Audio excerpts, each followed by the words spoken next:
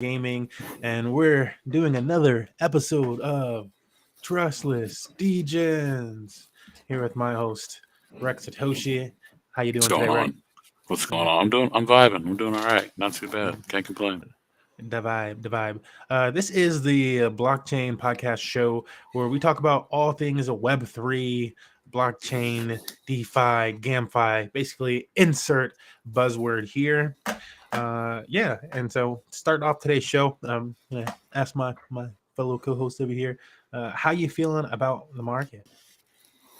I feel pretty good about it from last week. Um, but I feel like next week will be lower than we are now. So a little bearish short term, but still bullish, kind of long term. So that's how I'm feeling right now. Feel that. Yeah, it's been a good January. And I don't know. I like to view a lot of things off of the DXY, like what the United States dollar is doing, and also just whatever other factors, hype and upgrades to things. And I don't know. When I looked at the Dixie recently, it looked really low. And I was like, maybe we see like a little bit of a trend reversal for short term, and then we get a reversal. So I'm like really neutral right now, maybe even leaning bearish slightly for the short term. And then but I see that as like an opportunity to get my position. Like really, I'm like that's the get your position pullback. Hmm. Um, and if nothing else, keep doing the DCA thing. But that's my feelings on the market right now. We got an interesting show today, full of a lot of fun things to cover. Uh, Jumping into a little bit of why the crypto market is down today. Genesis planning to file for Chapter 11 bankruptcy. Kathy Wood saying she's seeing a wall of worry. People ignoring blockchain tech, digital wallets, and Chat GPT. 1 in 3 members of the United States Congress accepted or received donations from Sam Bankman-Fried or other FTX executives. This is reported by CoinDesk. Also, the parabolic signal that triggered the past Bitcoin bull run reappears. This is an article on Crypto News saying this. And we said it before in the last weeks that there was a death cross for the Dixie or the DXY. About now it's like 3 weeks ago or so, and nothing's changed since then. It's down at like 102. So interesting times we are in. Some other things we're going to jump in today. MetaMask partnering with Lido and Rocketpool to enable e-staking. A tiny game is ditching Solana for Ethereum Immutable X Layer 2 scaling solution. Illuvium DAO launches their third NFT game. And then there are some blockchain games that we're going to explore today, just to read and educate our audience with and ourselves, because I don't know all these games that we're going to be checking out today. So, whoosha. Man, you didn't even tell me we were checking out some games. my bad. But yeah, it's gonna be good times. I want to start things off by looking into the market a little bit, just seeing how the market is doing today in general. Bitcoin is up, or excuse me, up 7% or 15% in the last 7 days, but down 2.5% in the last 24 hours. I'm looking for as a trader, I'm looking for like an opportunity to maybe take advantage of something, but I'm like, down I like to mess with Ethereum, down 4% in the last 24 hours. Like, how much more can you go? You're going to go down another 4% tomorrow? Is that going to happen? Ugh. Anyways, Ethereum up 9% in the last 7 days. We got a little section there of stable coins. We don't pay those no mind. BNB Binance Coin is up 1.1% in 7 days, and in the 24-hour down 4.3%. XRP holding the number 6 spot, up almost 1% in 7 days, down 2.2%. It's a trend, y'all. Everything is down today if you haven't been paying attention to the market. 7-day for Cardano is up 1.8%, so still up on the week, but down 5.8% in the last 24 hours. So a lot of these gains have been, reversed. Dogecoin coming in at number 9, 2.9% up in the 7-day, and down 7.2%, getting smacked in the 24-hour. It's funny because this is what happens in crypto. When Bitcoin suffers, the altcoins usually suffer a bit more than Bitcoin does, but it takes a while to learn that lesson. 4.7% for Polygon in the last 7 days, and down 6.4%. So all these had a nice little ride upward for them to still be up in the 7-day, but experiencing a little pain right now, right behind Polygon and Solana. Solana was up 27% in the last 7 days and down 8.4%. So you're still in profit if you jumped in around that $8 mark, $10 mark, $12 mark, $16 mark. You're still in profit. Woo, man. Good for the Solana people. Congratulations. I wanted to keep it moving on this early portion of things, just looking into the market, how the market's doing. Oh, I just pushed the refresh button. I'm like, you're not going to load for me, DeFi Llama. That was tokens themselves. This is DeFi. And so this is DeFi Llama, taking a look at DeFi from all the different chains. And let me get to the top of this list here. Lido still number one, took the top spot from MakerDAO. MakerDAO held that down for a few years. And Lido took that. Aave at number 3 right now. Curve 4, Convex, Uniswap, Just Lend number 7 on the list. You know, Tron is the number 2 blockchain. People don't want to hear that. They don't want to hear that. I guess it's number 3 because Bitcoin's not on that list, but in DeFi, number 2. Pancake Swap coming in at number 8. InstaDApp. I don't know InstaDApp like that, but apparently I need to learn some InstaDApp. At number 9, Compound Finance at 10. And I'll just give a shout out to Balancer at number 11. Don't not pay attention to Frax. Yeah, it's right there on the list. Oh, and Coinbase wrapped Ethereum is also making its way into this top portion of the list. This is because of this Shanghai upgrade that we talked about last week on the show, where Ethereum that is staked on the network will now you'll be able to remove it. So currently, if you were to run a validator and stake your 32 Ethereum, it's like locked.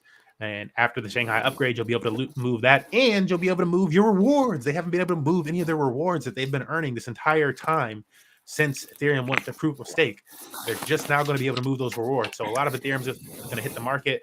But with this whole LSD narrative, liquid staking derivatives of Ethereum, people don't necessarily have to sell their Ethereum if they're smart.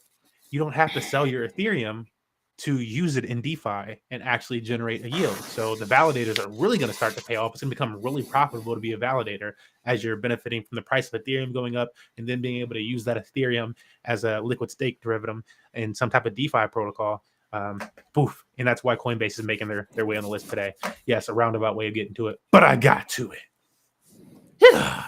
Our last little bit of charts we want to check out today. Just gonna look at the top 10 in these ones as games on DApp Radar. Now I like to use play to earn .net usually for this, but their website's been down recently, so I don't know if it's back up or not. But we're looking at DApp Radar today. Alien Worlds is the number 1 game, and we could change this for volume. I think I put this on the 7. Oh, it's on the 724 right now. Let's switch it to 7 days. Just a little better view, right? Oh, you lost. There's been a change up, and I looked just earlier, and it was different. Yeah, Splinterland's taking it at the number 1 spot in the last 7 days. Alien Worlds, Planet 9. I don't know this one. Farmer's World, heard about that on Wax. Benji Banana on ETH and Polygon. Upland at number 6. Axie Infinity, number 7. Era, I don't know this game either. There's quite a few BNB chain games or Binance Smart Chain games that started to make the list. Meta Apes on the list. Play Mining. Imagine that's a fun one. And then Arc 8 by Game. You don't know that one. I feel like that's like an arcade type of system, but I could be wrong. That's one way. It's also fun to filter this out by volume, which we're not going to go now, but that was just a kind of a rundown of the market. Hopefully you guys enjoyed that. Volume, I will point out though, we got things like DeFi Kingdom, Gods Unchained, Sandbox.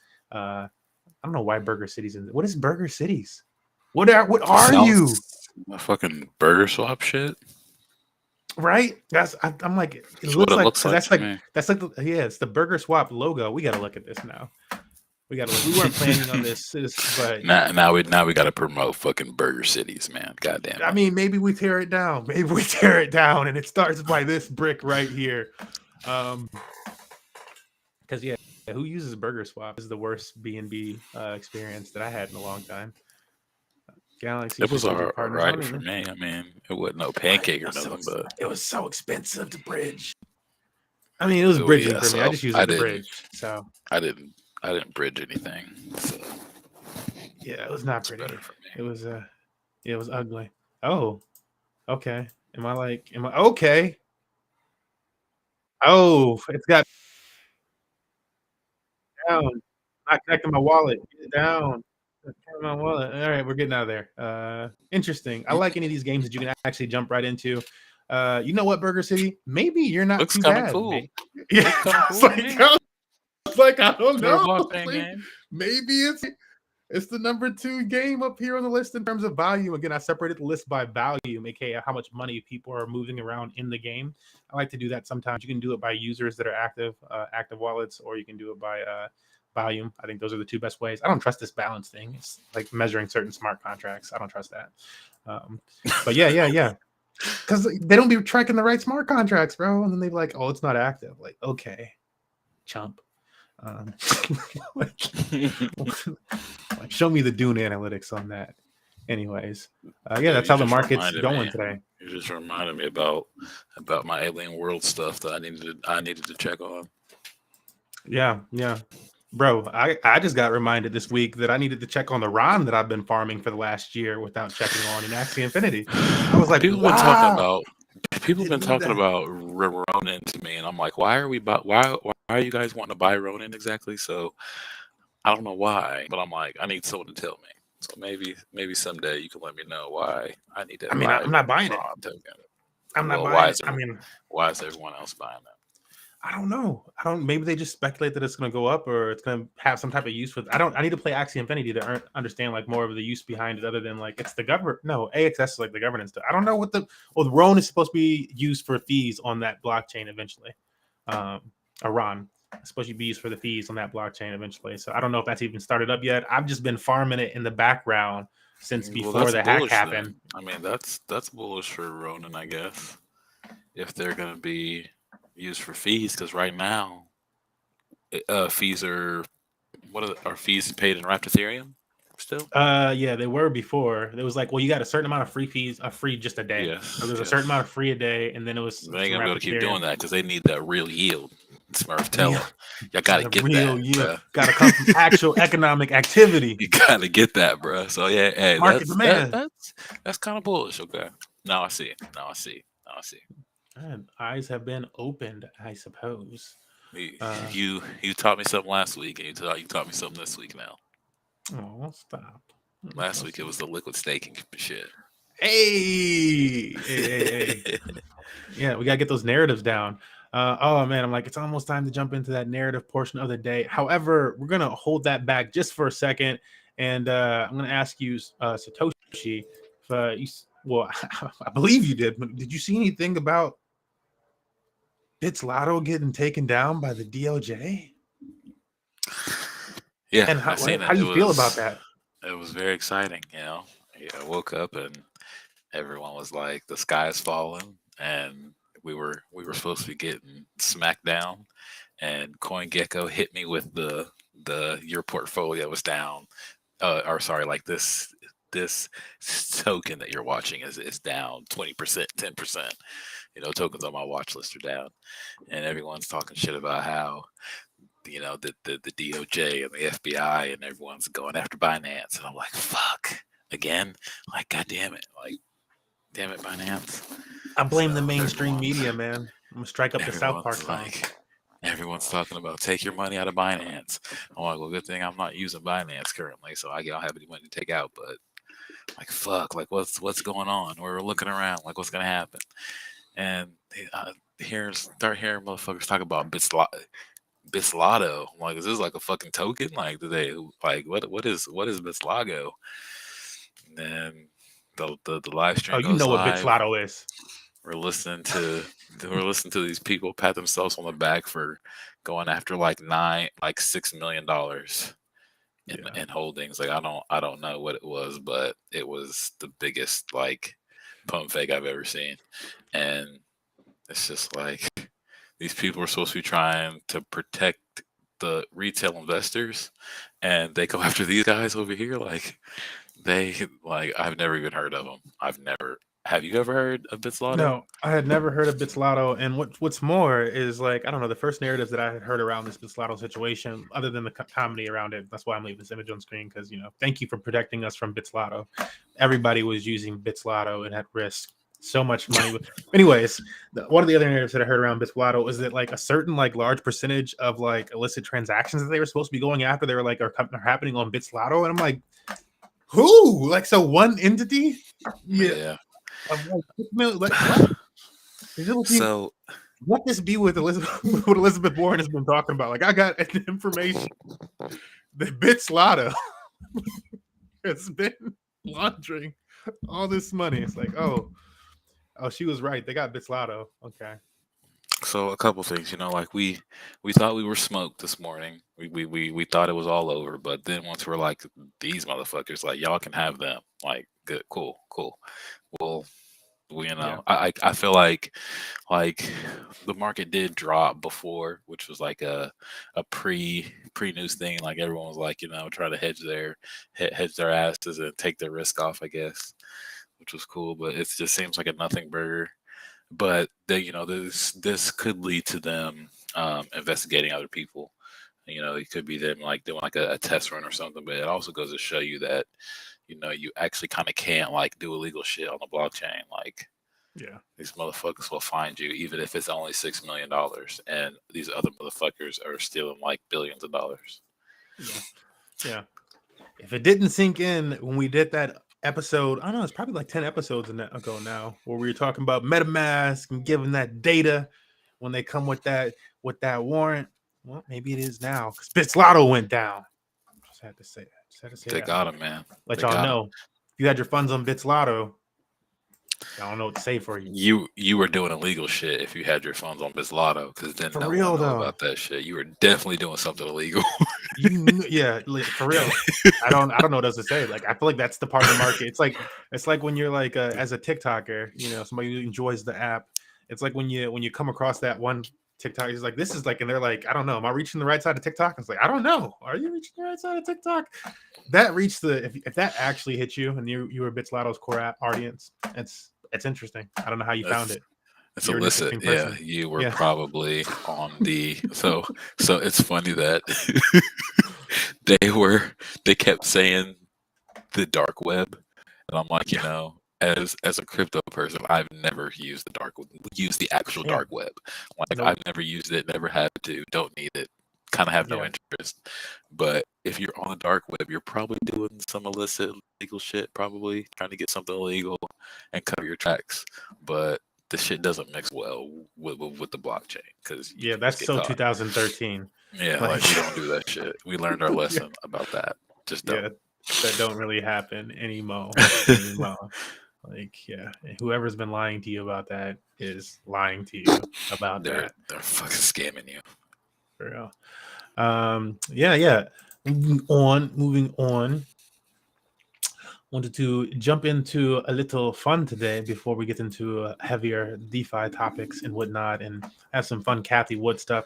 I feel like Cathie Wood is one of the smartest women in finance, in crypto, in investing. And, no shots against the Burnells out there and the Miss Teen Cryptos. I'm gonna give us some shout outs to some more pop culture peoples and stuff like that. We appreciate you being in the space as well. But yeah, we're gonna jump into some Cathie Wood in just a little bit, see her opinion on some things. But before that, I promised Rex Satoshi a game. I promised him we look at some games. Okay. So yeah, as you know, I am a fan of Gods Unchained, which was on this list here as the number 5 game in terms of volume over here. $2.5 million or $2.05 million in the last 7 days. I'm saying nothing, small numbers, but whatever. Recently, I've been hearing about other games that I should be checking out, like Skyweaver, which I imagine is on this list. I actually haven't checked out this list. I wanted to save it for you. I was saving myself. Yeah, but yeah, we got Gods Unchained on this list, and it's the Gods token. You can earn that Gods token from playing and rank games on the weekend. I'm just gonna let you know that because I play the game. I don't, what else they got to say for it doesn't really matter. The game was officially released in 2021. I'm like, I think that's late. I want to know who wrote this. It's beta launched all the way back in 2018. It's still technically in beta. Who wrote this? People don't understand what that games are always in beta. Like, I don't even want to read the rest of this. But yeah, Gods and Chains is a fun one. Just gonna roll past them. Like, I'm already upset with whoever wrote this NFT now. Splinterlands. All right, we've been with the Splinterlands team since like 2018. There it goes. Steam monsters. Whoop whoop. Says Steam community out there. Now Hive. Also, Steam was one of the tokens up the most today. You vomit. We don't like Steam just because of the that's the one thing I won't support about Justin Sun. He could do whatever else he wants. No, I'm just kidding. I'm not a Justin Sun fan like that, guys. I like Tron as a blockchain. It works. It works. So if I say anything about Tron and it triggers you, good. Number 2, y'all.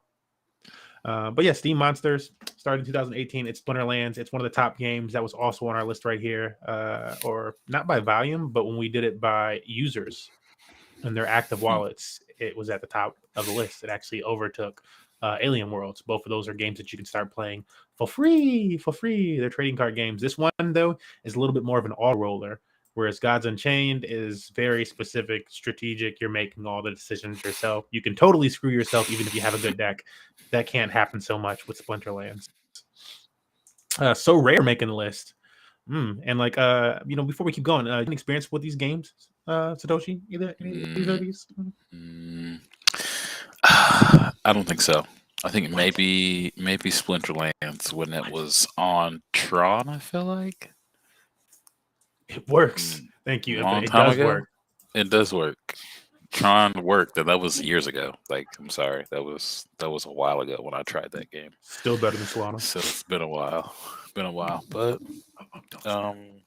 you mentioned, you mentioned Alien Worlds. I said I dabbled in that. I think that's and some Axes. Nothing really on this list so far. Are there more tokens on this list? Yes. I didn't want to go through the whole thing without asking you these two at first and checking where you at. Why are you not dabbling in Gods Unchained, bro? What you got against my card game? Nothing. I think I looked into getting into Gods Unchained a little bit, and I just thought that there was no way I was going to be able to play it every day. I know you don't really have to, but I mean, yeah. See, man, whatever. Wait till the Gods token go back up in price. It's been really stable. It is like, I don't know what. I gotta look into the tokenomics more because that token is stable actually. Yeah, you probably should look into this tokenomics. I really should look into those tokenomics. But for me, like if it was a DeFi investment or something, I would have definitely looked into the tokenomics. But since it's just a game that I'm playing, I'm like I'm a little bit more loose on it. I'm like I want to enjoy the game, and I actually just enjoy the game. So that's why I haven't been looking at those tokenomics so much more. But yeah, Splinterlands. I have some SPS staked. It's been staked for about a year now. I think I staked it in like 2021 actually. It's 2023, Smurf. Just check on that and see how that's doing. Probably got some money. You know what game we need to look into that is a massive opportunity, I think, is Crypto Blades. I'm not. You remember when we got burned on that back in the? Did you get burned on? I did not get burned on Crypto Blades. Did you participate? Were you crypto blading? I did a little dabbling in the game, like enough to see that it worked, and then I played it here and there until it was too expensive, and like I played it until it was like too expensive to you just couldn't roll anymore to make any money really. But besides that, the skill token is mainly what I'm thinking, just like to kind of speculate on the tokenomics. I need to look back into the game and see if you still need skill to roll characters and shit like that. And they have a lot more built on. Like they have land now. They have a couple other tokens built into their game. So I just think that maybe if they could get it right, to where people are making money playing their fucking game somehow. It might be right. Somehow people will come back and get back into it. Regardless, the tokenomics of skill is still pretty good. The token price is low. You could put in a very small amount of money and make a lot of money, possibly. Yeah. I mean, I've always seen Crypto Blades as more of a GameFi type of game. It's got those type of, it's almost like a DeFi Kingdoms type of like start to, or at least elements to it, where they actually care about the liquidity pool and this and that. And Axie has some of that with Ron, which they developed later on.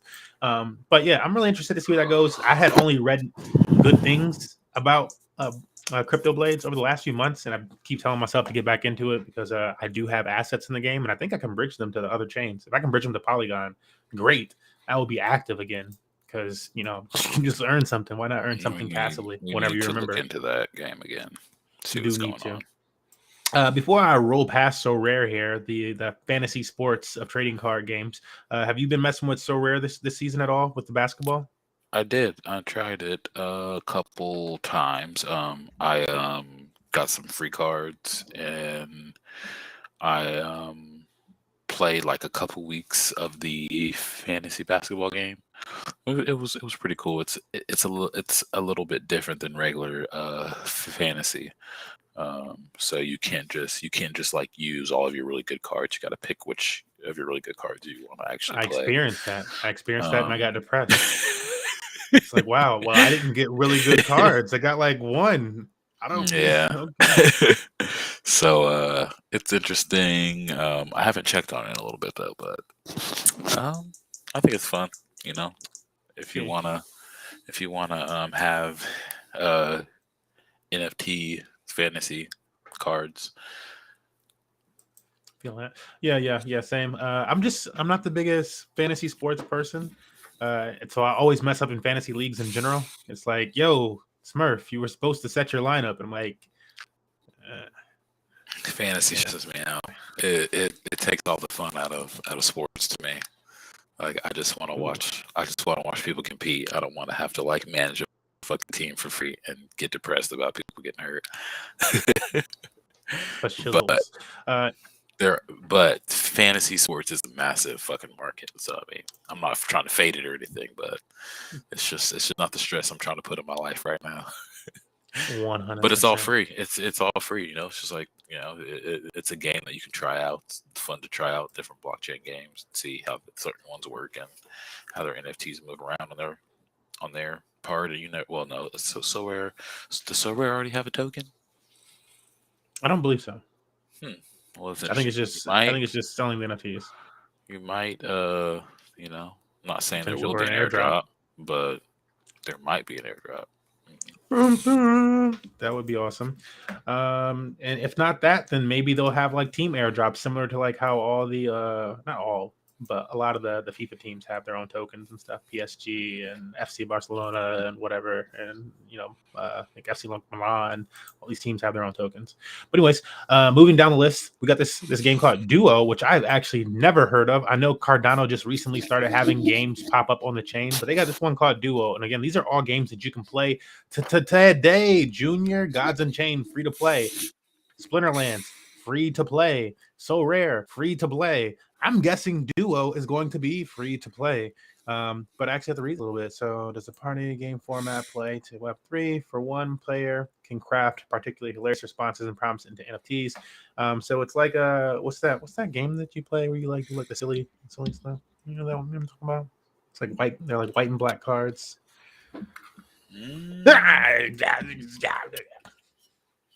A game?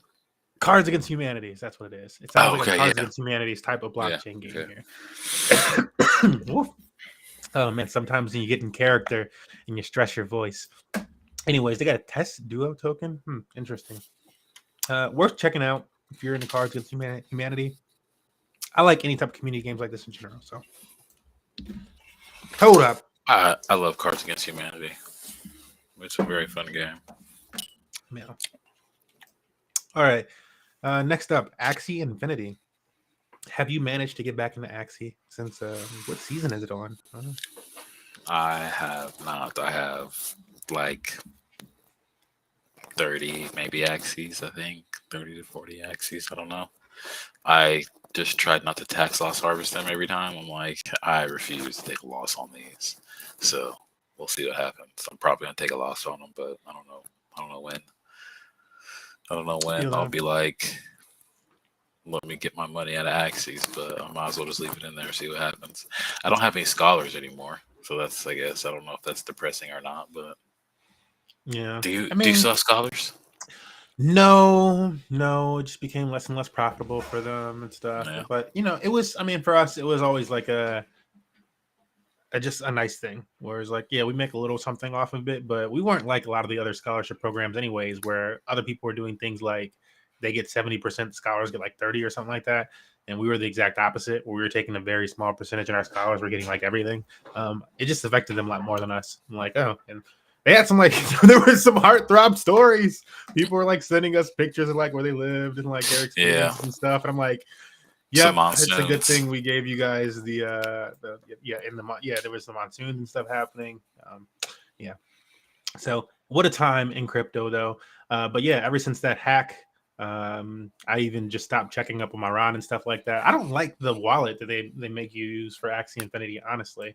I wish they'd improve the wallet. So that the also Ronin wallet? Yeah, screw the Ronin wallet. What's up with the what's your beef with the Ronin wallet? You like have I mean, it works, but you like have to like enter your seed phrase and stuff like that into the Ronin wallet. It's like why wouldn't you? Because you don't have to with like ledgers and stuff, and any hardware wallets. Yeah, it's not a hardware. It's not a hardware. I know. Yeah, well, that's a problem for me, Satoshi. I want it to be I want it to be cold. Okay, you want your access to be safe, huh? I feel you. Okay. I didn't think you really mess with hot wallets for real. Yeah, I don't mess with hot wallets for real. I mean, sorry, I didn't think you messed with cold wallets. My bad. Yeah, no, I got a box. I'm looking at a second wallet right here, another wallet. I'm like, I need to get this one out of the case someday, just in case I want to back something up. I feel you. Okay, it's always good to have the cold wallets for sure. And yeah, dude, that Christmas gift. That would definitely worry me if I had a lot of money. If I had a lot of money in Axies, which I used to, but it wasn't. I'm not worried about having my Axies getting stolen. If my Axies get stolen at this point, then it's not that much money. But I might just move them all to a different account. Can you hold RON on cold storage at all? I mean, I guess the Axies are on the Ronin blockchain. They're not on Ethereum anymore. So I guess can you transfer your Axies to a hardware wallet? At the time, it was working with Trezor. Okay. But this is like over a year ago. So at the time, it was working with Trezor, but then they had the hack, and I was like, I don't care. This is not what I'm using, and I'm not risking it. And so I was like, this is the one place where I'm risking any biscuit, and I'm not doing it anymore. And so took my biscuits back. They might have upgraded though. At the time, they were also upgrading the wallet all the time. So maybe if I go back, it'll be changed. But either way, to play Axie, I'll probably just switch everything, all my assets, to a different wallet, and they can be in the fire escapes of the Ronin blockchain there. This next game, Spells of Genesis. I've also never heard of. I got a question. What blockchain is Counterparty? That sounds like some new shit. Oh, this thing. So it's part of the Spells of Genesis. I don't know. That sounds like that Bitzlato. Maybe it's part of the like an avalanche chain, like a side chain of something. Okay. No, but it's using this is an interesting setup here. You got Ethereum, which is on proof of stake now, whatever Counterparty is, again, like Satoshi. I've never heard of this. And then you got Clayton here. And I have heard of Clayton, but anytime there's like a game or something that's like talking about Clayton, I'm just like, why you want to move to Clayton, bro? I'm not trying to move more assets around. What's on Clayton? And I just don't do it. And that's where my journey with that game ends. Every time they bridge to Clayton, it's like it's ended multiple games for me, Satoshi. So, well, if they keep doing it, then there must be something going on over there.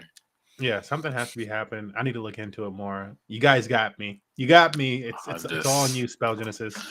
I'm like you though. I don't see how they have that many people on Clayton to where they need to have their token on there. But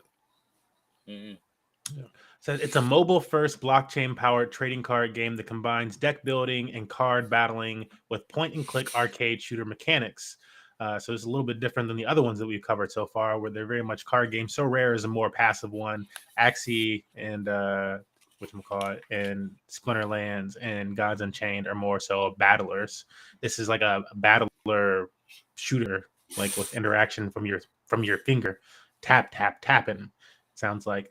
The game also features desktop and web versions for those trying to keep their phone's memory usage low. Interesting players may opt to overlook the entire blockchain aspect of the game entirely. Um, yeah, all right, sounds interesting. Of course, there will changes players' concept of crypto wallets. The game starts converting their decks into blockchain-based assets. So yeah, looks like you can play this and eventually convert your assets to the blockchain, which is something that you can do in a lot of the other games we covered as well, including this last one on the list, which I was mentioning before stream, as one that I'm going to be checking out, which is Skyweaver. This seems to be an opportunity to earn a decent amount of money in blockchain games, and it's different than Gods Unchained, so it's very similar to Gods Unchained in terms of mechanics. However, I like that it's on Polygon, a little bit more accessible for a lot of people than Immutable X, because you still got to bridge to Immutable X or just use bridge off of Immutable X. Polygon is nice, guys. It's nice until they let us like bridge from Immutable X to like Arbitrum or Optimism or something. But yeah, USDC seems to be like the main token over here. They're not playing around with their own token or anything like that. A lot of this stuff has to do with USDC and the floor price of the cards. The cards are very scarce or rare. Once a card is done minting, that's like all that card that can be minted. And the community pretty much mints these cards at different times, from what I've understood of the game thus far. Other than that, again, yeah, the fighting mechanics is very much like Gods Unchained, and there seems to be a price floor for the first level of blockchain cards, which is about $1.50. And so there's and it's the $1.50 because there's another mechanic in the game that so that you can potentially you pay or use a ticket basically to compete to earn cards that are worth money. And that costs at the lowest level $1.50 for one of these tickets. And so it kind of sets a floor price for all the NFTs in this game in a really interesting manner. And the next chain up of cards I was seeing in like the $20 to $40 range. And then it takes off to more rare ones. But yeah, really interesting game in that sense. Want to check it out. You heard anything about Skyweaver, my friend? I have not. No. Wow. Well. Now you have. Yeah, Now you have. It's on my radar. Metropolis Origins on Wax. It's interesting. I like any game on Wax. Wax is a carbon neutral blockchain, and I think it's a great fit for gaming and NFTs. Honestly, understanding what services require, NFT game available in the marketplace. This looks like more of like a slow game. Yeah, the game's comic style, cyberpunk themes, and imagery make it a standout of the pack at individual level alone. But what about the game makes it compelling aside from relatively unique visual flair? For the most part, it's designed to offer players an experience comparable to physical collectible card games they've played in the real world. On its website, Metropolis Origin doesn't describe itself as a play-to-win game. It's not a play-to-earn game. It's just a classic trading card game that just so happens to live on the blockchain.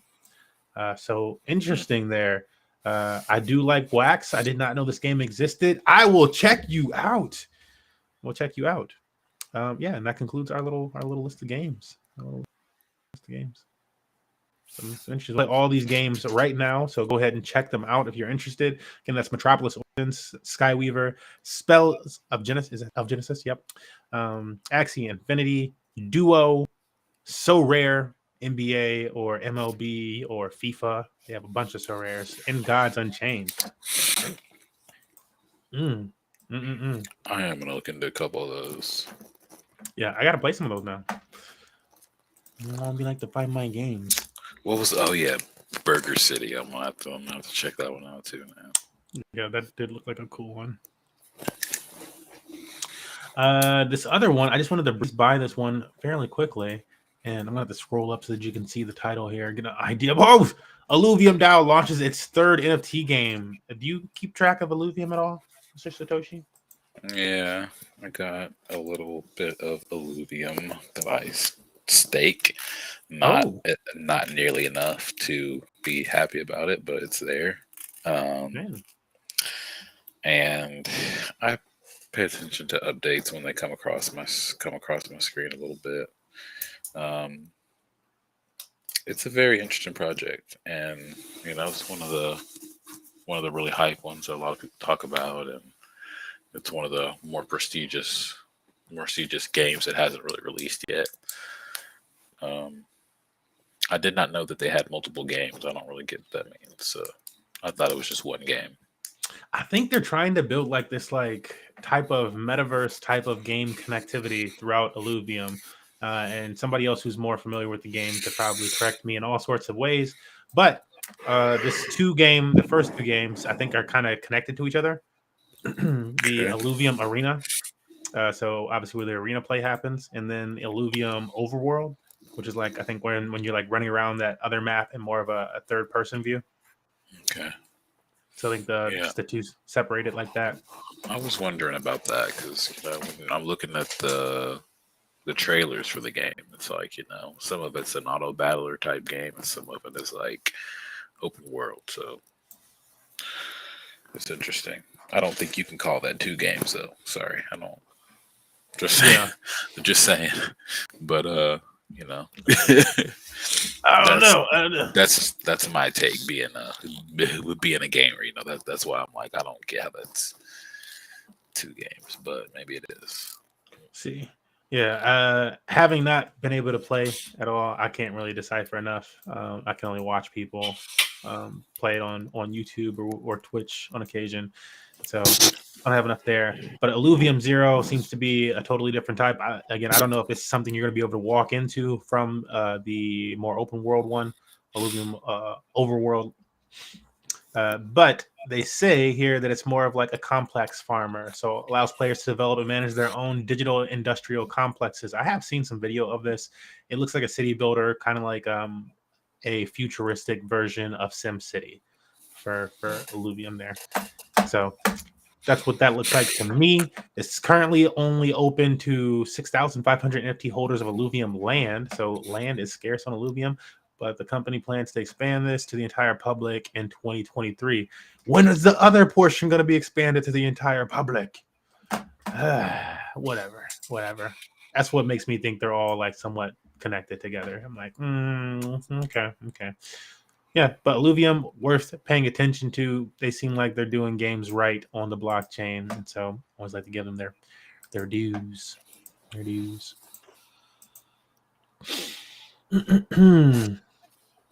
Have we talked any Solana today? No, just that Tron's better. That's a fact, bro. Man, a man after my heart. Yeah, Tron is better than Solana. Yeah, that's true. Let me put this over here. This is just a little something that I won't spend too much time on. This looks very much like the Burger City game. Why a tiny NFT game is ditching Solana for Ethereum's Immutable X. Yeah, so not to do with Tron. I don't know what's wrong with these developers. Why wouldn't they just put it on Tron, right? But they are moving to Immutable X, a layer 2 scaling solution for Ethereum. I do believe last time I looked up something for Immutable X that it's actually a ZK rollup for Ethereum. So this is the zero knowledge rollups, which is supposed to be like, yo, ZKs. Yeah. And it's technically the first layer 2 scaling solution for Ethereum, as they like to tout themselves at least. But yeah. The reason why, although Solana hosts a thriving NFT ecosystem and growing gaming push, the turbulent times and 94% token price plunge have pushed some creators to look for greener pastures elsewhere. Solana game Tiny Colony is the latest project to chart a move to another blockchain following a similar announcement from the creator of Degens and Utes. Have you heard of either of those projects? How degen are you? I've heard of Degens. I've heard of Utes. They're just like PFP projects that I think they're moving. Aren't they moving? They talk about moving to Ethereum too, right? You asked a question about why projects don't move to Tron, like why NFT projects don't go to Tron. Tron is not very friendly for NFT projects. I don't know what it is exactly, but they have to build a lot just to get NFTs on there, and it's probably just not very feasible or scalable to do. And I don't know why it's like that. I think they want you to use BitTorrent. I think they want you to use BitTorrent chain, honestly, at this point. But okay. They need to like combine those two. Like they need to pretty much figure that shit out. Nah, It's a little no, weird. because It's still a little weird. they have BitTorrent and they have Tron. It's two different Sticky putty. things. No, okay, no. BitTorrent is on the Tron blockchain now, right? Like the token does, but BitTorrent has its own chain. See, that's the problem. Yeah. BitTorrent chain. It's too like many an fucking omni tokens chain. They're out trying to here. be like, well, they started this like that's a whole nother narrative. The omni chain Yeah. narrative. You know what I'm saying? Omni chains. No. Should have just kept it at Tron. They had to go fucking buy BitTorrent and all this other shit. So they can't do NFTs good. That they don't do it good, bro. Yeah. Well, did you buy any Bonk token last week? No. Solana? Okay, well it's down 69%. My friend. Ain't gonna happen. Yeah, Ain't never gonna happen. Yeah. I would have sold as soon as I got that shit. You know what I did this? You know what I did this year that I was a little saddened at myself. I looked at myself in the mirror. I said, "Smurf, what's wrong with you?" I bought a meme token that was called Rabbit New Year or something like that, and 24 hours later, it rugged. The liquidity was gone, and I looked at myself in the mirror, which is actually just my green screen, and I said, "Smurf, did you learn nothing? No, you learned nothing now. No, you learn." And then I just slowly put my head down, turn back to my computer, and I made some profits on GMX because that's what real men do. Oh yeah, man. You know, my theory is that you have to get rugged every now and then. So you have to get rugged so you know how it feels, so that you know not to like put too much money into one thing. Like if you've never been rugged, then you're not like one of us. I feel like. Yeah, what's throwing away a premium version of that video game that you wanted every once in a while? Yeah, I mean, you don't need that shit. Yeah, you didn't need that. It could work out, but it probably won't.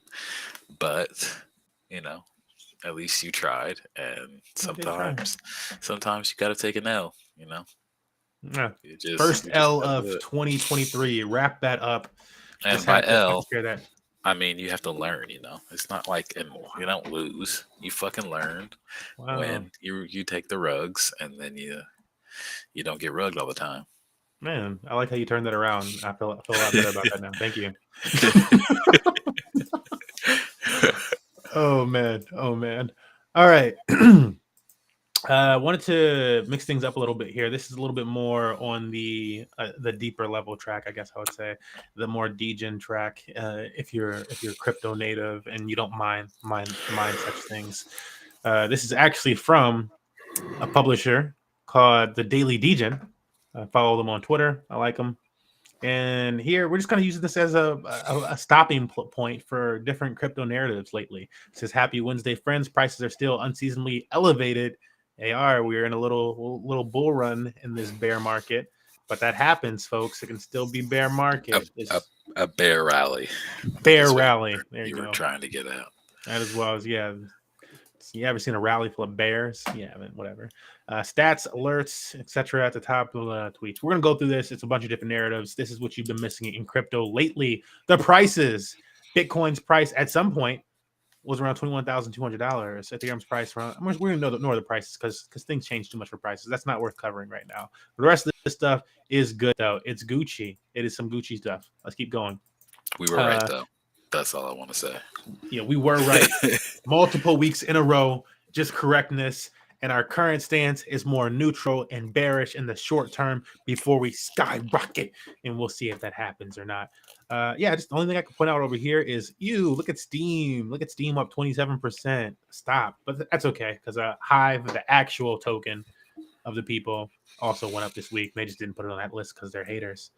Hang on now. Go back. You want to see the losers? I want to see the losers. Okay. Because we got some Solana coins on there.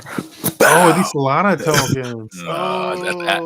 At the bottom, I see Radium down there. At 464. That is Radium was okay. And Serum too. Look, underneath Luffy. You under Luffy. Serum, I don't know if that was a Solana token, but I know it was one of those tokens that FTX had on their balance sheet. Right? I guess it's good if they're under Luffy. I think it was. I feel like I vaguely remember seeing them, but like these type of weird tokens were like, I'm like, what does it do? What does it do?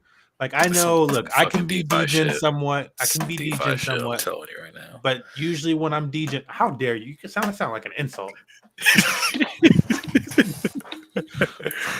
I'm taking that personally. I'm telling you, everything on this list is some DeFi shit.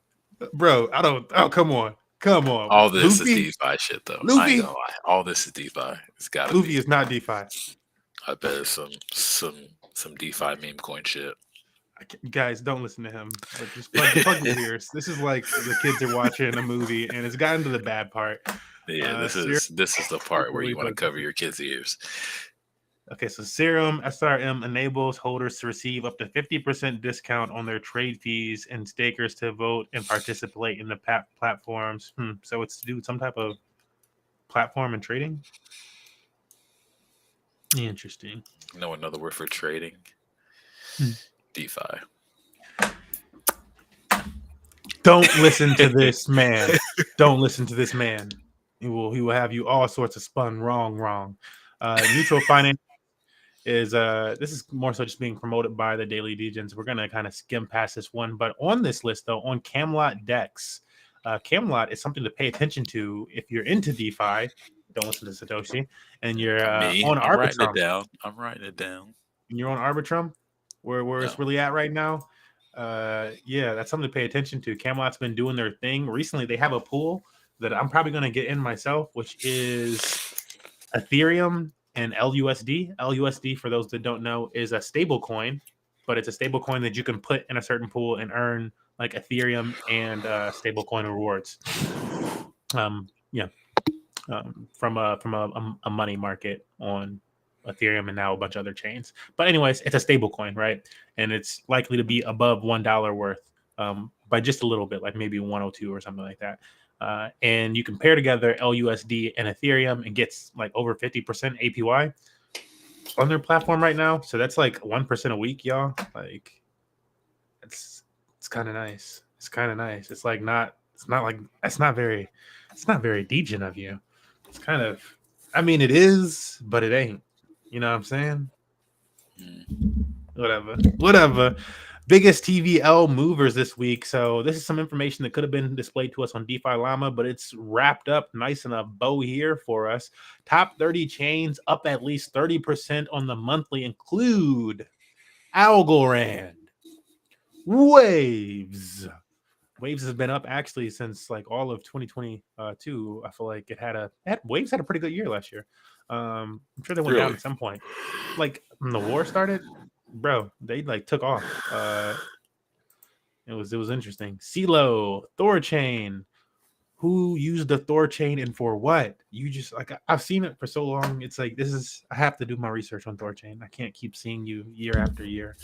EOS, Kanto, which I've never heard of, and Cardano.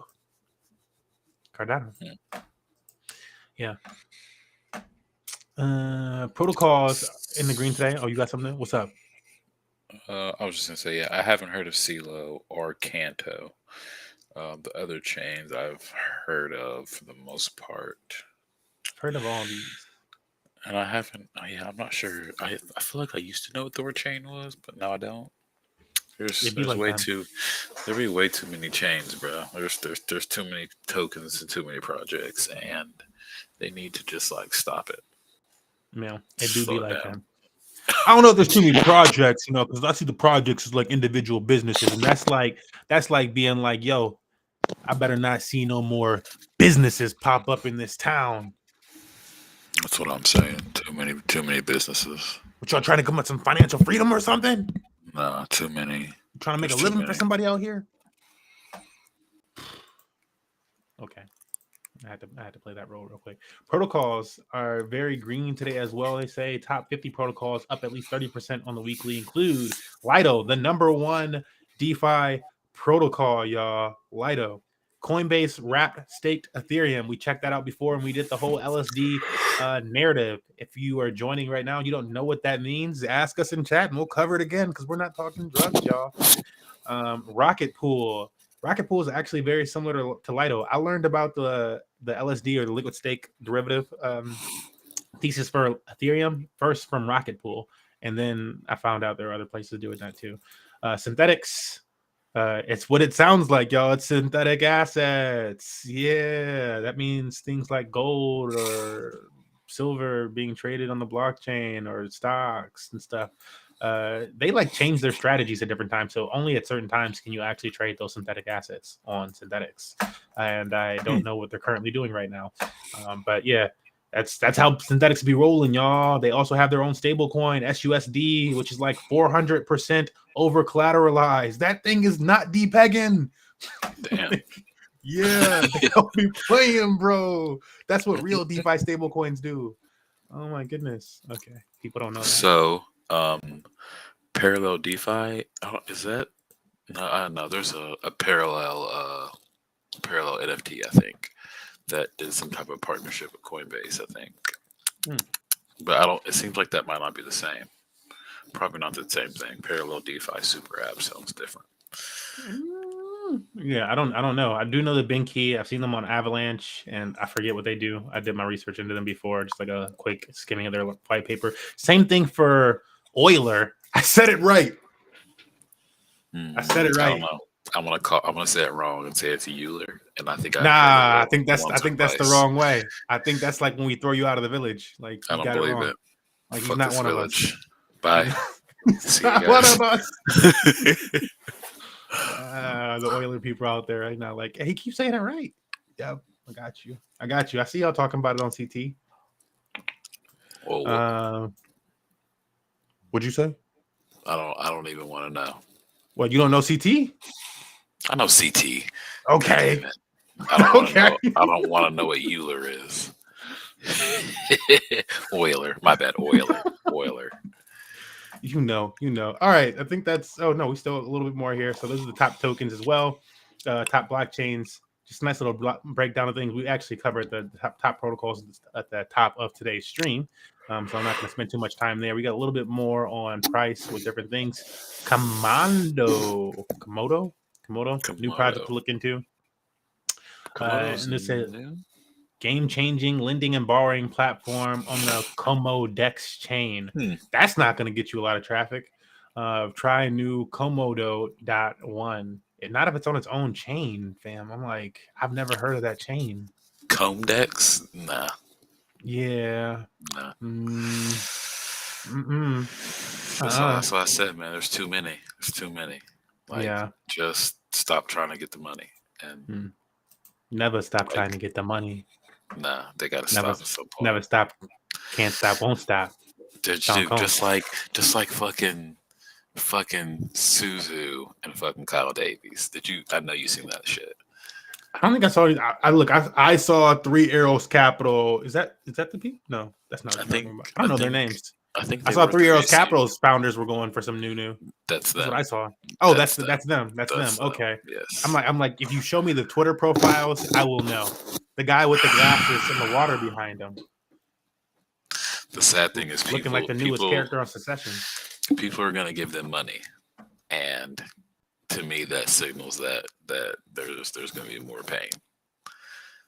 It's just more pain because people are just like I said, people need to stop. They just need to quit. Like, and that's my other thing. And that's my other thing, dude. So the SEC is fucking going after fucking Bitzlato, which is a fucking name that they made up when they made up the fucking exchange. Did you see that one tweet that was like, "This is known as a Bitzlato candle"? Dude, the meme where fucking Bitzlato was holding up the market.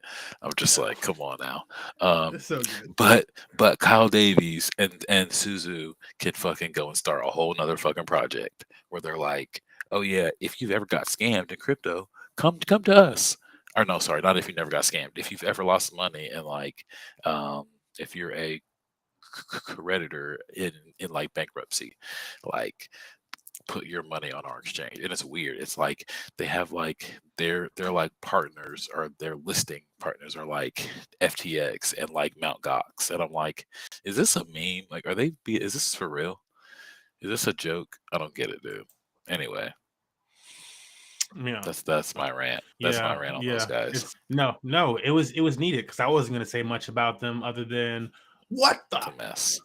and then like I need like a meme button or something. I don't have one, so that's all I was gonna say about that. All time, I wanted to check out this token really quick just because we had this other thing on our screen here, Baymax on Avalanche. Seems like DeFi and crypto do these cycles, right? There's these different cycles in the market. I'm not sure if I put that in the title or not, market cycles. But we've had times where the move is GameFi or just play to earn games or meme tokens or Olympus DAO forks or whatever forks or Pancake Swap forks. There was a time when everybody was like, we're all making our own AMMs. All the liquidity are ours now. And now the new narrative is like, let's all fork GMX because GMX is so successful. And so Baymax looks to be forking them in some, and that's not to say they don't do their own little tweaks and whatever. But how original is it? They're kind of making a like, yo, we're not truly like, I don't know. I gotta look through their stuff to like see how much they are or are not like GMX. But Baymax over here launching, and I started to search this other token here called Syrup Finance, which is another GMX clone on PancakeSwap. And the only reason I'm not using Syrup right now, because I was like, oh, that's opportunity, right? Because GMX is like the best performing asset of the year. Oh, that's not good. GMX was, oh, that's not good. Well, can't access that. Goodbye, Syrup. Yeah, goodbye, Syrup. No, hit up that Nord Finance, boy. I don't even know if that's the case. You think it might be a VPN issue. Maybe it's a VPN thing. But what I was noticing with Syrup before and why I wanted to check them out and what I want to kind of allude to with this project is that regardless or not whether they're a GMX fork, so yes, they have the real yield potential to them. But even if you have the potential for real yield, you need to find a way to generate market demand. If nobody's going to use your product, then there's like no money's coming. So Syrup, I was like, oh, should I get the token? If it's like GMX, maybe it'll perform well. Also, GNS, the G Trade token, is doing really well. These are some real yield perpetual DEX tokens. Syrup Finance SRX token is one of these perpetual DEX tokens. However, nobody was using the platform. It had like, what is that? It was like double digit trading fees in like 24 hours. So like less than like $100 of trading fees, less than $50, trading fees in like 24 hours. And so I was like, yeah, I'll hold on that. And we'll see if the market finds this thing. There'll be tons of time for me to jump into this thing if it turns around. It never did. So we'll see what happens with Baymax there. Good luck to you. Look at this man. He looks happy. Yeah, he looks like he knows something he shouldn't know. He does. It's kind of whippersnapper smile. This is why cap domains will launch initially without a token. The cap airdrop will come after launch and a few rounds of improvement to the protocol. Roadmap coming soon. Okay. That doesn't really tell me anything else about the token. But this is on the daily, it's on the daily roundup today for these Degens. These are things people are looking at. I'm not spending much time on it. I like this little list roundup. What's going on? Yeah. No. Do you have to subscribe to this? Nope. It's just a Substack. Real Degens go on Substacks. I find my Substacks on Twitter, y'all. I'm not Degen enough to like be skimming through Substacks and doing that. But yeah, this is a really nice one. Another cool one on my computer's down. It's like the Daily Ape or like the Daily Panda on Telegram is a really nice roundup of information. Just giving you guys some alpha there. You should probably write that down. These are some good places to get this information. What's it called? You said that was a panda one. What was that one called? Yeah, the Daily Ape / the Daily Panda. I would type in both of those names because they switched their name. Like it's like one of those like Carl from the Moon if you follow him, or like that dude Rex Satoshi who becomes Bullish Satoshi. It's one of those type of things. Sometimes you gotta level up on them, man. Saying never let them know your next move. Yeah. Upcoming protocol for Gamma Exchange. I have heard a lot about Gamma recently, y'all, and I need to do more research on them because I've heard way too much about them. They're an exchange on Arbitrum, I believe. Do you remember the DXDY airdrop worth more than $100,000 at the top? What if I told you the DXDY competitor built on Stark X? So I have heard a lot about Stark as like another like scaling solution for Ethereum and how it's like the big. And yeah, it's something to pay attention to, and all the big brains in the room are actually paying attention to it. So maybe you should too. Anyways, they're planning an airdrop for its early community, and this thread is going to explain eligibility for the Gamma Exchange airdrop. Yeah, go follow StarkNet_OG on Twitter if you're interested in that, because we ain't covering it here. If I remember correctly, was the DYDX airdrop the one that was like it was like location locked? Potentially. I mean, a lot of them are. A lot are. Let me scroll through. Is that the airdrop that I read earlier today? If it's anything that I read earlier today, I think it's like, oh no, I was reading about Scroll earlier today. No, this one's actually launched. No, but there's like a EVM ZK EVM chain, which is called Scroll, which started their testnet. I don't have an article for that right now, and I'm not going to go search one. Just trustless degen me on this one. Anyways, it's a whole chain, y'all. It's a whole chain for Ethereum that started its own testnet called Scroll. You should probably look that up. And there's a potential for an airdrop for that chain if you use that testnet. So that's some alpha that I heard through the grapevine, because part of my job is actually to be like finger to the pulse of Twitter and like reading all the degen articles that I can and stuff. And so that's some stuff that I discovered today. Sorry, I don't have the link for it for you right now, but it's something to maybe pay attention to. Also, it's just good to learn about ZK rollups and all that stuff. So that's one. We got anything else good for him here? You know what I'm saying? Yeah, a lot of this stuff you guys are gonna have to go check on your own if you wanted that. Toros. Nah, the rest of it's a little bit too degen to get into. It's like a lot of DeFi protocols. I'm not trying to like teach people DeFi protocols right now. That's for individual videos. Here's from the DeFi Edge. This is a good threader to follow on Twitter. If you don't know, now you know. Another person you should probably be following, the DeFi Edge. I've regretted taking and this is like a little bit of wisdom to end this little wrap up today. And it says, I've regretted taking profits too early before, as painful as it is, and it do be painful when you profit too early.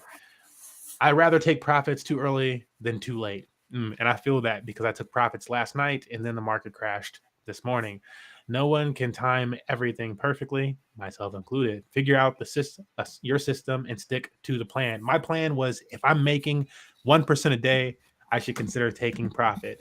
If I make more than that 1%, I should consider taking profit because I've covered more than one day. Now I can fail for a day, but I need to be getting like 1% a day. Is my plan. And so I was like, all right, look, you should take the profit, and I'm happy I stuck with it. So that's one of the hardest things about trading.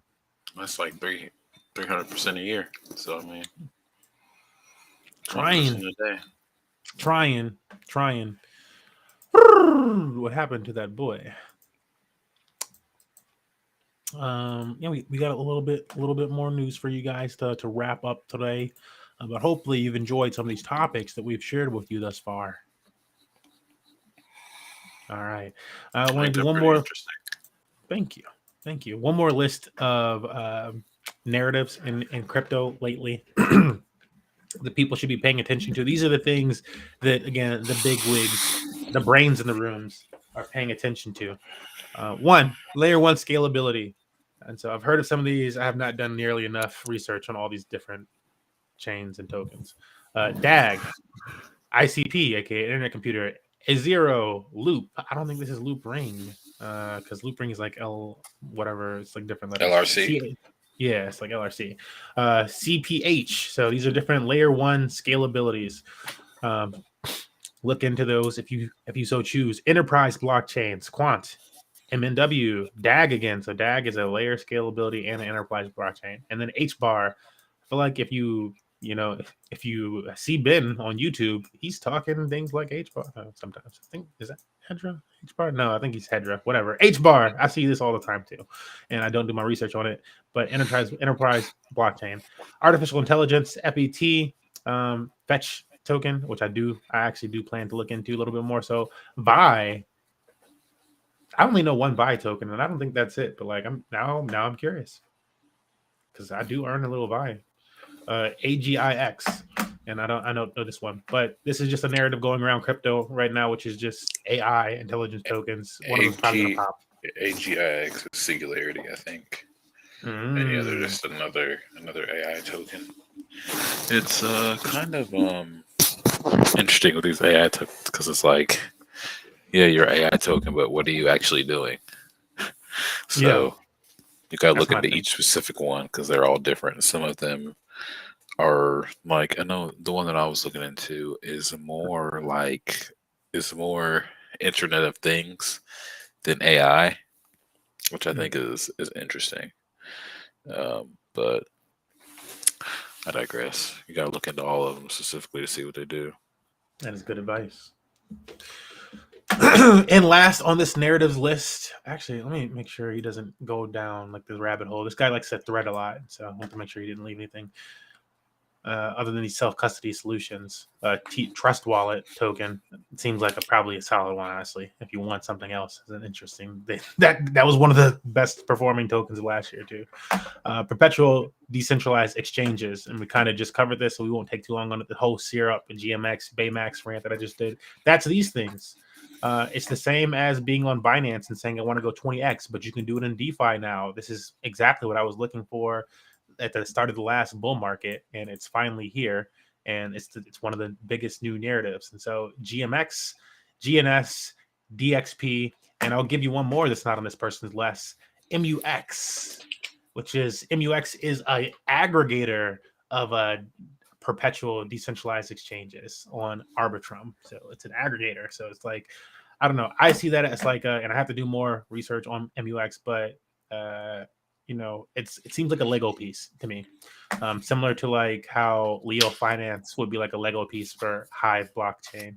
You use this other thing and you still benefit from the underlying service. So I'll call it. Yes. Narratives, y'all. Narratives. Meow. You gotta breathe out sometimes. Y'all. Moving into some of our final articles of the day, we got 3 more to share with you guys. What we got? First up, we got MetaMask. That's that cute fox right there. MetaMask partners with Lido, the #1 DeFi project, Rocket Pool, to enable, and Rocket Pool is a different one. I know I said that kind of weird, but Lido and Rocket Pool to enable ETH staking. Again, this whole ETH staking, liquid staking thing is taking off. Don't be late to the party.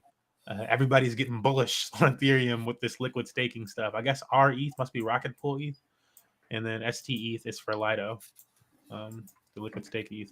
Yeah, and they're viewing corresponding. Users can also convert ST ETH and RT ETH back to ETH through MetaMask swaps, but it will be subject to certain changes, the company noted. Since moving to proof of work stake chain in September last year, staking has become an integral part of the Ethereum mainnet. Generally speaking, staking cryptocurrencies involves locking a select amount of cryptocurrency in a wallet or staking platform to participate in validation of transactions. That's staking. Different than providing liquidity, which is it's very similar act though, and it's not much difference on your side, but they're doing different things. So that's really what that means. I missed this portion at the top. A beta version of MetaMask staking has been made available on the MetaMask app, and users can stake ETH on Lido and Rocket Pool and view their corresponding tokens, ST and R ETH. You know what this reminds me of, Stoshi? What was that last? You remember the last like MetaMask narrative that people were going all buku about, other than like them sharing the data with people? The airdrops or the airdrop though? Yes. It makes me wonder if like this is gonna have anything to do with the airdrop, because it starts to make it so that people have a reason to like trade some Ethereum on MetaMask, and then also to interact with MetaMask in a different way with staking. And I'm like, maybe both of those things will play into the MetaMask airdrop.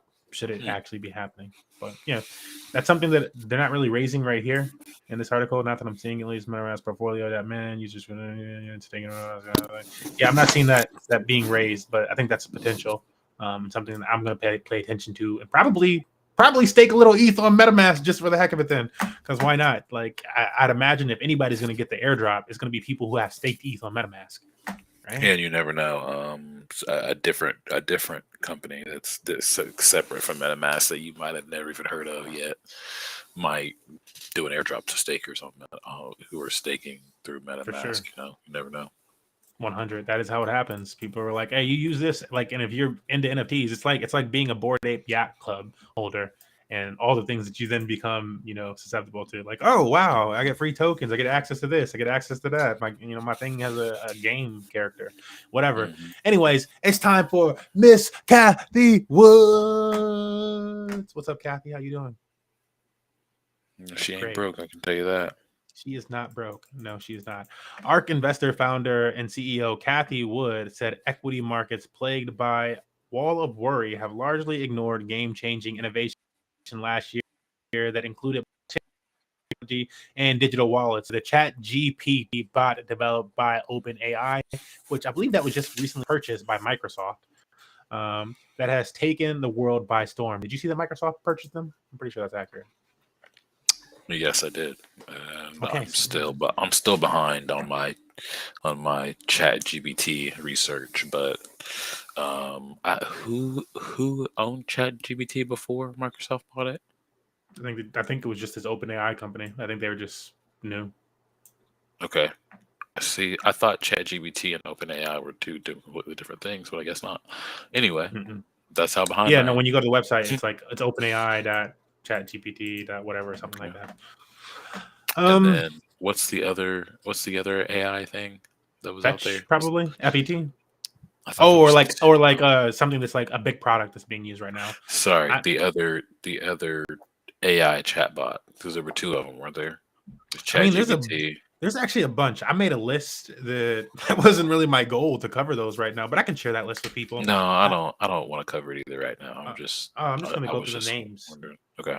I'll just say the names, and you write down what you want. But I just recently did this research, so you're welcome, folks. If you're like, oh, what should I be looking into? Okay, so one thing is Midjourney. Midjourney is actually, I guess, you go to the website, but it's like a Discord application that generates, you like insert an image and write a few words, and it generates a 3D, really cool AI image for you. The images look outstanding. And when you go to the Midjourney website, you can click on the community gallery and you can get an idea of how outstanding these images look. Should I just go? I gotta go to it now, man. It's actually like insane. You guys, you're not gonna believe me. You're not gonna believe me. Like you don't like everything in this gallery is ridiculous. Like the level of art that this thing is creating is insane. So while I'm going to that website, while it's loading up for me, Synthesia. It's Synthesia. This is an AI thing that you type a topic in, or no, you feed it a script, and then it has like a person, like a real human looking person, read out your script. AI is doing it. So you have you want to choose like Tom from down the street looking dude, and then you feed the script to this AI bot, and then it has a dude that looks like him down the street on like a black or white background or something, and he's just speaking out your script, and it looks real. So really cool. Repurpose.ai for marketers out there that want to, maybe like the whole like, oh, I gotta post to Facebook and Instagram and TikTok and whatever else. Repurpose.ai does it for you and repurposes it appropriate to those other platforms. DALL-E is another image generator. You give it some topics and ideas, and DALL-E will generate those images for you. And then Steve.ai, which I totally forget what it is, but if I put it on this list, it must be pretty bonker balls. It's literally just Steve.ai. Yeah, this is the website for this community showcase. I want to show you guys how awesome these images look. Oh, Steve AI is the only AI tool to create live action videos using text, it says. You like type things in to Steve.ai, and it just it'll like make like a whiteboard type video, or like whatever the heck for you using AI. So it sounded pretty cool. But yeah, these pictures are wild, bro. These are like actually like good art and stuff. Like what the Look hell? at this poo, bro. Somebody probably typed in Winnie the Pooh in a business suit. Like, fam, what? What? Oh my goodness. Like, these are good. These are so Yeah, good. those are fucking wild. This is free, y'all. I wonder, like, yeah, I need to get on this shit and fucking make some images. I'll fucking make an NFT or some shit. I'll make off of AI real quick. No, seriously, people were talking about doing businesses and like trying things, and they're like, yeah, go to Etsy, find out what people are doing. Stuff like people like want like, because you can like enter like a picture of your dog, and then like say, you know, put my dog in a business suit, and it'll like cartoonize your dog and put it in a business suit, and then you I have was like a totally poster. thinking about making some AI shit or Yeah. some anime shit is what I meant to say. Some Mhm. fucking anime AI stuff, like all this fucking shit right here. This is this You is done insane fucked though. up, Smurf. I'm about to make something. Maybe, I maybe. said I had to go to it. I was like, you're not gonna believe me. It's too good. It's It's too too. good. It is. It's too good. I Like wasn't you ready for can't, this. you couldn't imagine it being that good, right? I did not. I didn't. I didn't. I thought they But were. yeah, I thought they were trying to sell me, man. that's what Kathy's talking about. Kathy's like, people are sleeping. I said we was gonna get to Kathy today. I'm like, she do not be wrong, bro. She is one of the best investors in the world for a reason. Oh my goodness, Kathy is not wrong. She do be on point. She be on point, bro. Kathy, Lynn Alden, these are like women like you. When they start talking about investing or markets, I'm like, yep, notes. Mm-hmm. Yes, ma'am. All right. A little bullish information to leave us today. Parabolic signal that triggered past Bitcoin bull run reappears. Charts are looking bullish, y'all. We mentioned the death cross before. That's one thing, is a death cross not for crypto, but for the DXY, aka the United States dollar. Bitcoin price made 5% move today. Where's the real meat and potatoes of this thing? Following today's CPI data release coming in at 6.5%, that's lower than expected. And Biden's, even though that's still high, like, you know, it's we're at this level where we're just like, yes, 6.5%. It's supposed to be like 2.3% average for a year, y'all. We're doing like month over month, 6.5. Stop. Okay. Biden's victory lap in inflation. Bitcoin price soared by $1,000, taking the top currency above 19,000. Related to reading Bitcoin prediction. What Elliott wave theory suggests is next for BTC? More importantly, what will happen today? What has occurred? Only weekly time frame BTC parabolic SAR for the first time since May 2022.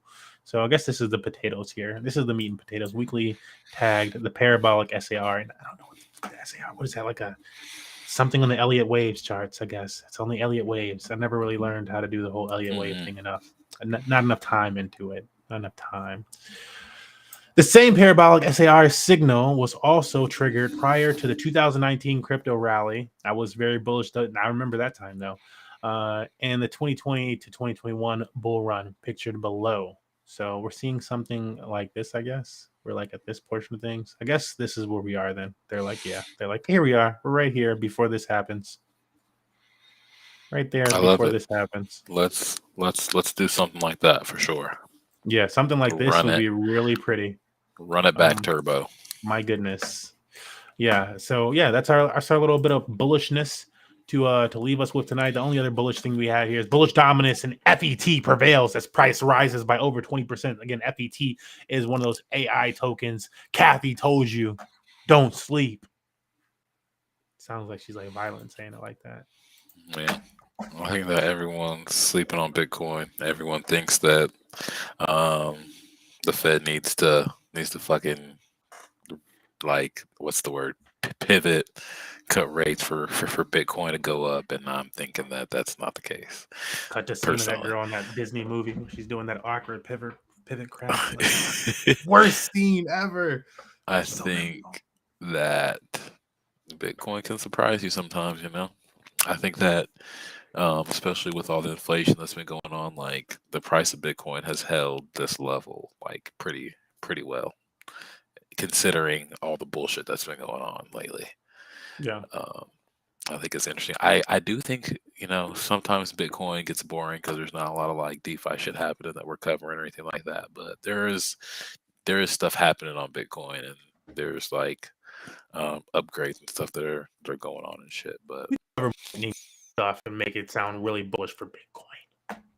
Yeah, we do. Good. Yeah. This is not for Ethereum. I wanted to point this out before we left today. Ethereum is once again deflationary since the merge. We had this first little iceberg situation right here, and then we just peak up, and now we're forming a really ugly looking iceberg here. How low will it go? How deep will the waters get? The supply since the proof of stake merge happened back in, what was that, September, like 15th, 16th, is negative 2,172 Ethereum since the merge. That's months ago. Ethereum is down. Bitcoin is not down since months ago. Bitcoin is up in numbers and supply. Really? So Ethereum is that's what it does. It's gonna be 21 million Bitcoin. Those Bitcoin are. You're talking about supply. I'm thinking about price. My bad. Yeah. No, price is up, but yeah, supply. Wait. Okay. No, that's what it does, fam. But Ethereum is down in supply though, and so Ethereum will continue to cut supply, but it's elastic, y'all. So there's that to consider as well. But that's why they say it is ultrasound money, because money also, as we see, has an elastic supply. Once you start to learn about it a little bit more. But just some fun facts there. If you've never seen this website, it's ultrasound.money. Some really cool statistics and information about Ethereum. You can even see what's been burning the most Ethereum across a certain time frame. So across the last 1 day period, 191 ETH burnt by Uniswap B3. This is NFTs basically, and DeFi.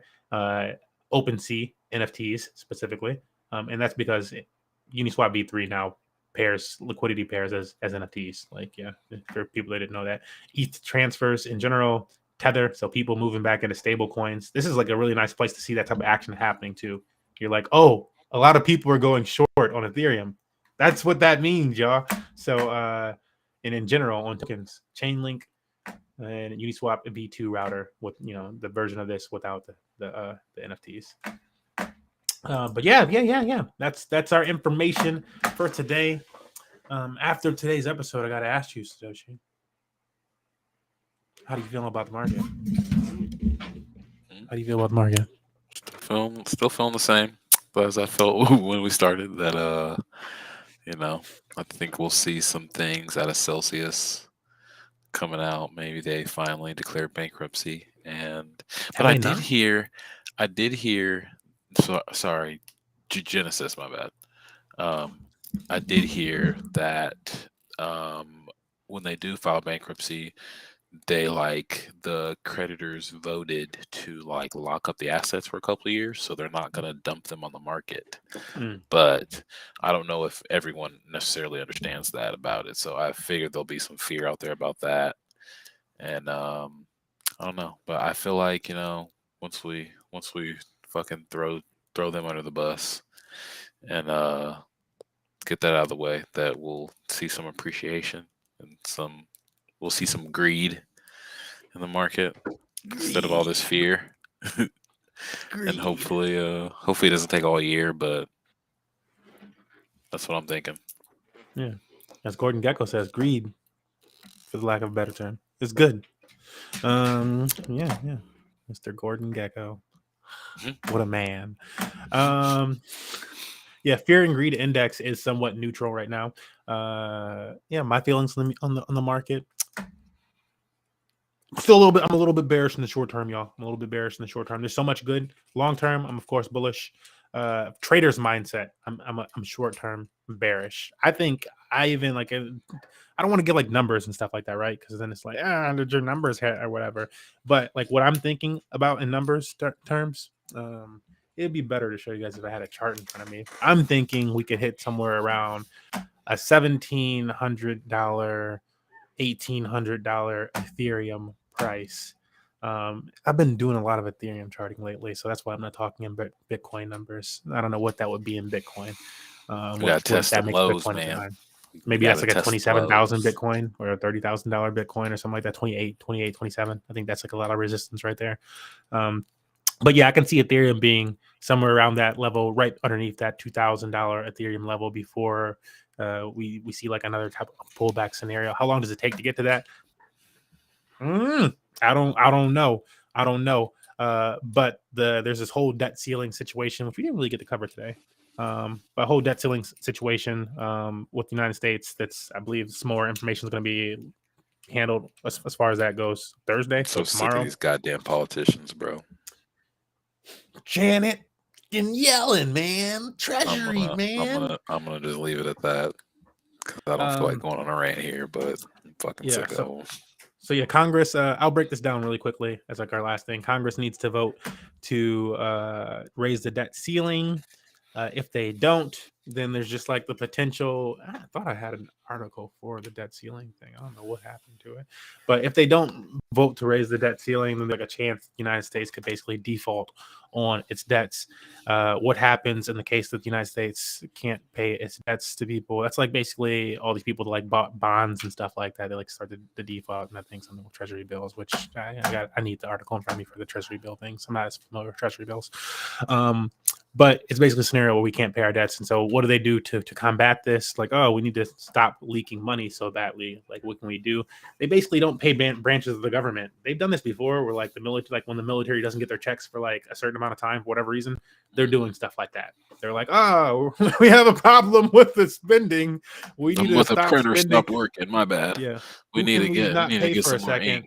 We cannot pay the military for a bit. Fucking we cannot bastards. play the post office for a bit. There's like certain job sectors and stuff like that they cannot pay for a bit, and so that's like one of the ways that they do it. Money, but you can't pay your fucking employees.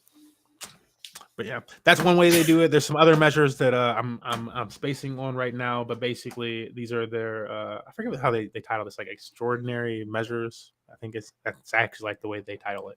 That they need to take into place or into effect. And I believe Janet Yellen said something to the line, but to the tune of she could potentially use these extraordinary measures to combat the issue up until like around June.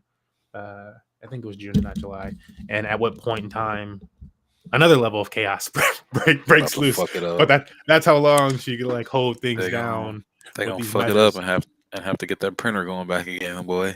Yes, that printer was exactly what I was going to allude to next. One of the things that could potentially save things would be if the Federal Reserve, which again is not a part of the United States government, even though they're called the Federal Reserve, it's a central bank. That's like it's a bunch of rich people. It's a bunch of bankers. That, like, yeah, you basically need to be one of the 1% of the 1% to be part of this club. And so the Federal Reserve can intervene and do some of their own things. And so they have like their own playbook that they developed in, I forget if it was like 2000, I think it's 2011. They developed this playbook for how to handle these type of situations. Should there be, the debt ceiling and United States default, getting close to defaulting on the debt. They're also worried, the Federal Reserve is worried that Congress, knowing that, the Federal Reserve might step in and help in the scenario, is kind of like giving Congress the opportunity to be like, well, we can drag our feet because they're going to do something about it. They're not just going to let the United States go under. That's their whole purpose. So there is that's a portion of things. But yeah, if you're interested in that, look up the debt ceiling, look up the Federal Reserve and their interactions with the debt ceiling. More information on that dropping tomorrow, I believe. First round of whatever's they got to do on that stuff. But that should affect the market somehow. So I also think that has a lot to play into what's been happening since today, and like maybe the market's pricing some of that in. So don't be sleeper, no sleeping. Any final words from you today, Satoshi? Yeah, just be careful out there. Try some new things. Don't get wrecked. Don't get wrecked. Well put. See you guys next time. This has been Trustless Degens with your hosts, Smurf and Bullish Satoshi. Goodbye. I don't know how long I can stay bullish, but we'll see.